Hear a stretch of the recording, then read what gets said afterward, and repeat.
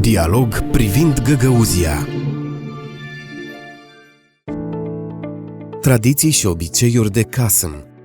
Din timpuri străvechi, poporul găgăuz sărbătorește Casâm, care marchează sfârșitul sezonului agricol, dar și începutul iernii. Astăzi, găgăuzii sărbătoresc Casâm pe 8 noiembrie, de ziua Sfântului Dumitru. Sărbătoarea Casâm printre găgăuzi este asociată cu ciclicitatea anului. De la Casâm la Hederlez vorbim de iarnă și de la Hederlez 6 mai până la Casâm e perioada verii. Cercetătoarea din cadrul Academiei de Științe a Moldovei, Eudochia Soroceanu, precizează că însăși termenul Casâm din limba turcă înseamnă trecere. Potrivit tradiției, în această zi gospodarii își aduc bovinele acasă și achită salariile ciobanilor. Proprietarii cu un număr semnificativ de oi sacrifică unele animale. Totodată, de Casâm se fac totalurile anului agricol. Astăzi, de Casâm în autonomia găgăuză este marcată ziua vinului, Găgăuz Șarap Iortusu. Agricultorii din regiune se adună la Comrat, unde prezintă nu doar măestria în vinificație, dar și în prepararea bucatelor tradiționale. Sunt organizate excursii în autonomia găgăuză, iar turiștii au posibilitatea nu doar să guste, ci și să participe la producerea vinului. În unele localități sunt organizate expoziții de animale domestice, iar gospodarii se laudă cu rezultatele muncii.